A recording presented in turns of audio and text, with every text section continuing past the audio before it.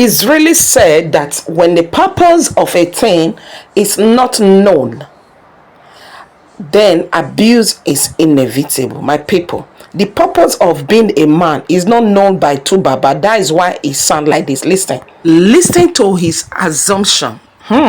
You don't just assume something on your Loyal head. and Listen. two-face.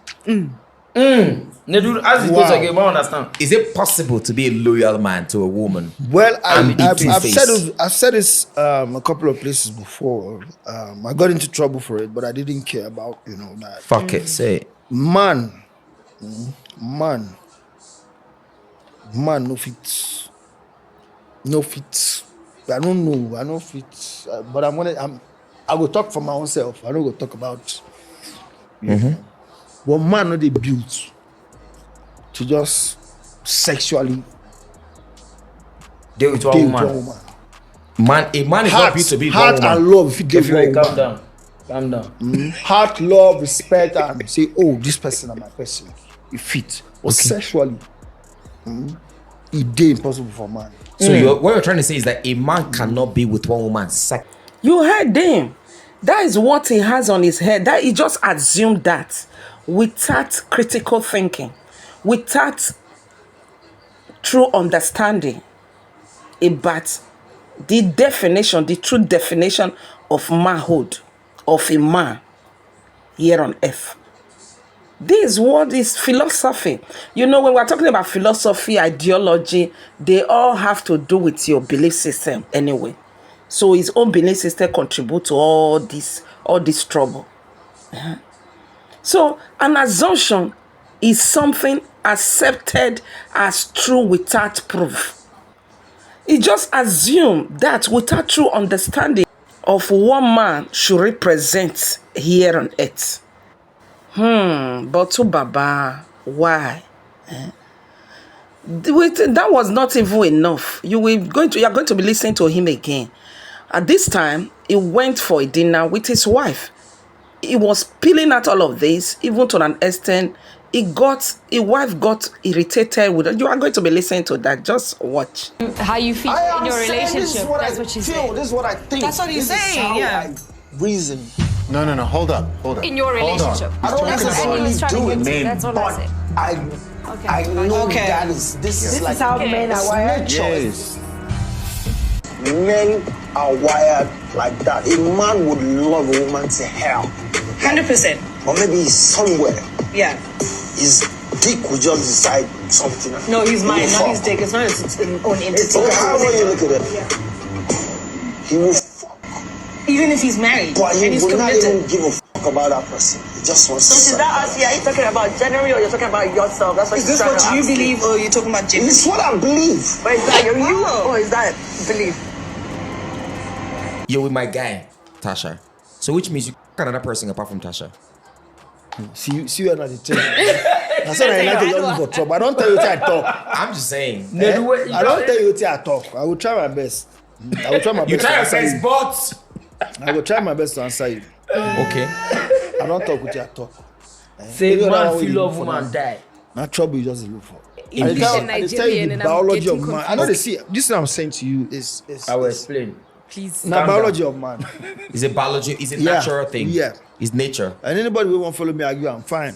And that women That's sexual Satisfaction. It's now biology of man. Oh. The seed too plenty. You don't feel drop off on one. It is what has gotten so many people in trouble. It's a simple fact. You need to accept that. You understand what I'm saying? Because so many heartache, unnecessary stress, unnecessary stuff will be avoided if we The expectation understand is the reached. simple fact. Acapella needs to unrealistic. translate so I can understand that What the is- trade It's not of the realistic. conversation. What my It's guy is not a asking. realistic They thing. do it. These things they cause unnecessary heartache left, right, and center. We just have to understand and accept this fact. I swear to God, the world will be a Diseases out there in the Yeah, world that have good. killed Yeah, women. facts. Yeah. We have these men, right, that go out there and leave children all over this world that are not being Facts. taken care of. Facts. How are we condoning such behavior that comes from a man being allowed to go and satisfy women everywhere when they are leaving heartache and diseases? If you drive car and you need to put your seatbelt on, right? if you are driving So a car. what But I'm you saying, guys what have I'm saying failed to has put nothing your to do. seatbelts on. What exactly? What I'm saying has that you have to be responsible. You see the reason why in most cases there's a need for we to surround ourselves with right people. Why am I saying this? There's a lot of men who are also going through this same problem. They don't even know who to talk to. In search of looking for solution, some are even share it with people who are divert their destiny to escalate their problem more. But thank God for messaging like this from Dr. Mike Morris. Let us learn from things this. that men are facing is that the male is struggling with something he doesn't even understand. And when a man is confused, everybody is confused. So I want to talk about why males suffer identity crisis. It has to do with not understanding their gift. Every human came to earth with a gift, and they must discover that gift and refine that gift for them to be fulfilled. When a male, especially, is struggling with who he was born to be, what his gift is, it affects the woman. So I'm talking about understanding true manhood. Please write this statement down. You were born a male, but you must become a man. Being male or female is a biological reality. You didn't choose that. But whether you become a woman or a man is a choice. But it's connected to some critical issues. And that leads me to point number 2. Write this down. What is manhood? The average male is struggling with this question. What does it mean to be a man, a real man? What is real manhood? Another question that we struggle with as men is, what makes a male a man? What actually makes him a man? And why is manhood important to a woman? You know, when men don't know who they are, women are in trouble. Manhood is not defined by the roles that you perform. The key to a man's manhood is his work. Everybody say work. The key to man's manhood is his work. Man's work defines him. Let me say something about work.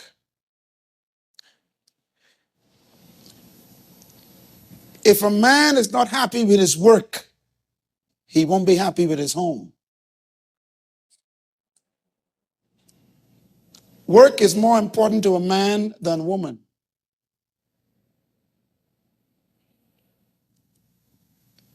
If a man isn't working, he's disoriented. He becomes disillusioned. He becomes confused. God gave man work before he gave him woman.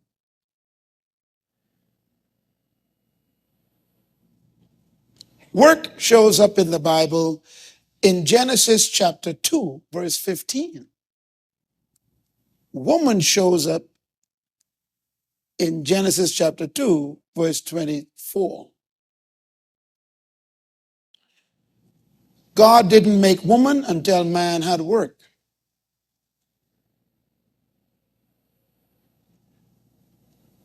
So the most important thing that a man really needs is not woman.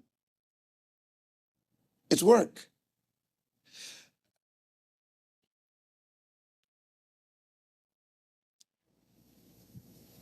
A woman can never make you a man. Work makes you a man.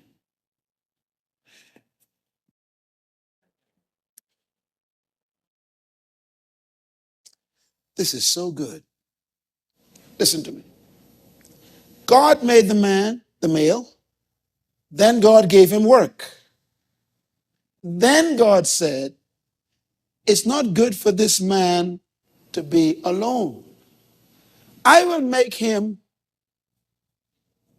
a help suitable to help him. to help him with what? Work.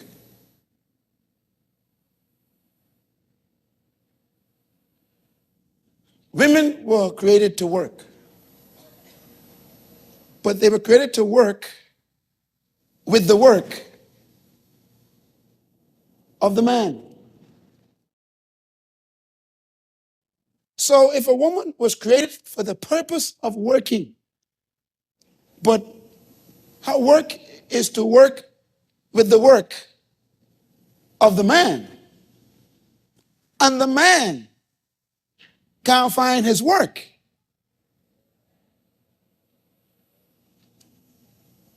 then when the woman shows up in his life,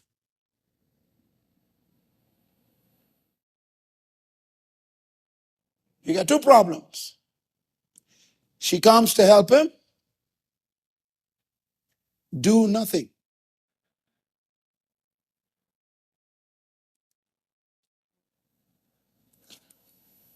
Let's read Genesis 2:15. Here's what it says. And the Lord God took the man that he had made and put him in the Garden of Eden. First statement, to work. And then to cultivate and to take care of it and to guard the garden. And the Lord then commanded the man, do not touch the tree. This is all the instructions God gave to the male in this one sentence. Work. Look at the list.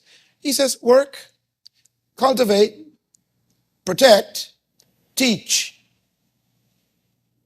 Work, cultivate, protect, teach. The word Eden is the place God put him. Work is what God told him to do. So Eden is an atmosphere of God's presence.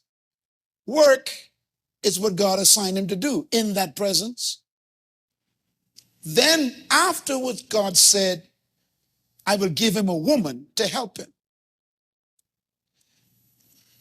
You know, nothing to me is more beautiful than watching a man who found his work have a woman in his life helping him do it. It's the most beautiful picture.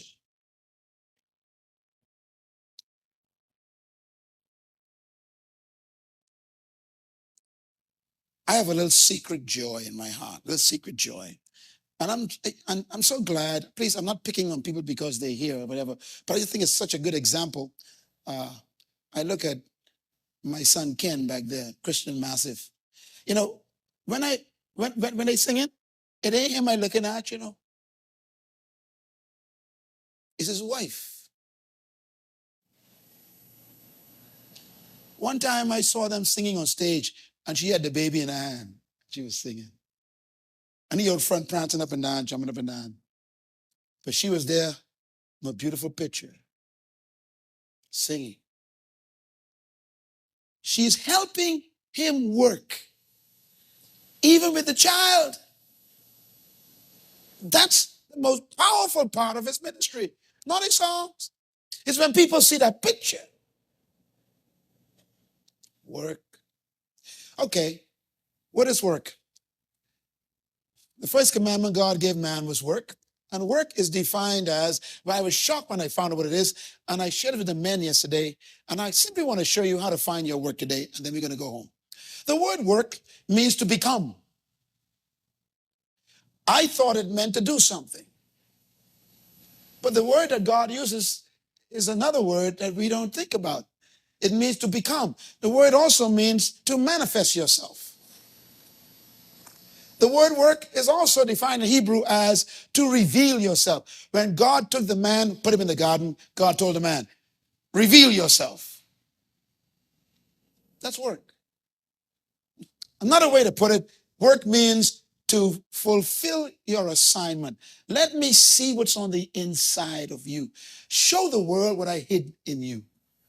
That's work. Work means to become yourself. In other words, work means to perform your function. When a bird is flying, God calls that work. When a fish is swimming, God calls that work. When a seed is becoming a tree, God calls that work.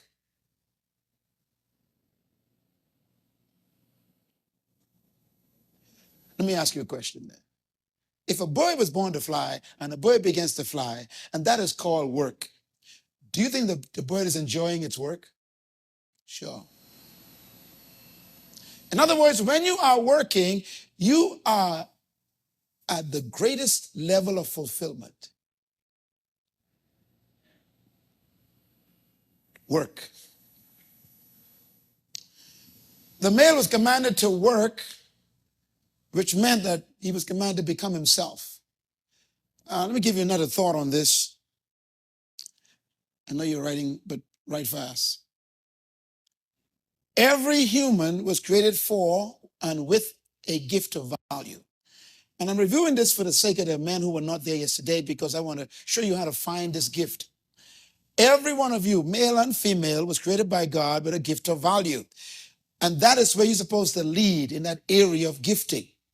And your fulfillment is in that gift. Therefore, the male was given, first of all, a gift. And you can never lose a gift. Now, the Bible says the call of God is without recall. Say that with me.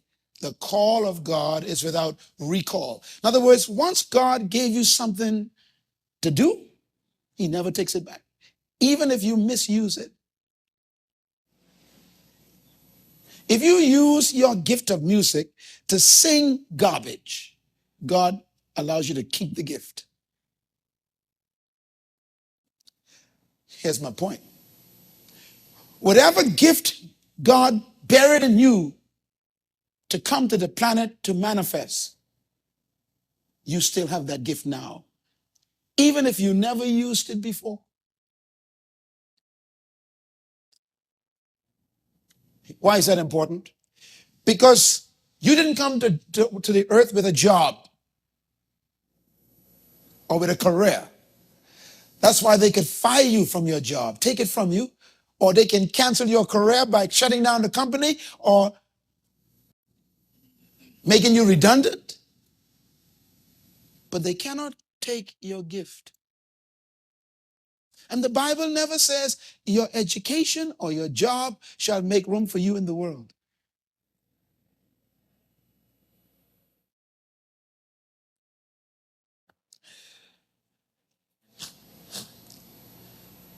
Your gift is your source of significance.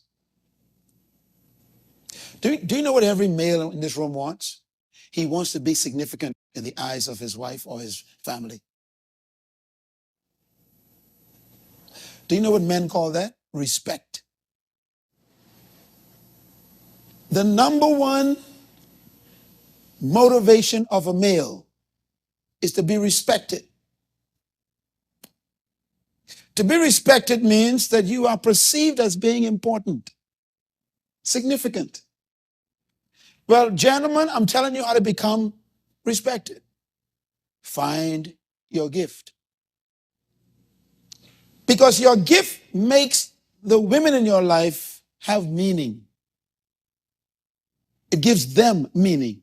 It gives you meaning, but it gives them meaning also. And so your gift is the source of your significance. What makes Tiger Woods significant? Not his education. What makes him important? He has a gift. What made Michael Jordan significant?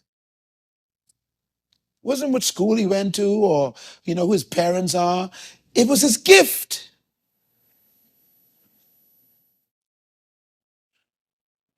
The powerful gift. Write this down. Whatever God calls for, he provides for. God will never demand from you what he didn't put in you. That's number one. I call these the key principles of gift. Number two, whatever God demands, he supplies. Number three, whatever God expects, he injects. Number 7, whatever God assigns, he designs. Number 8, whatever God calls out, he puts in. These are important truths.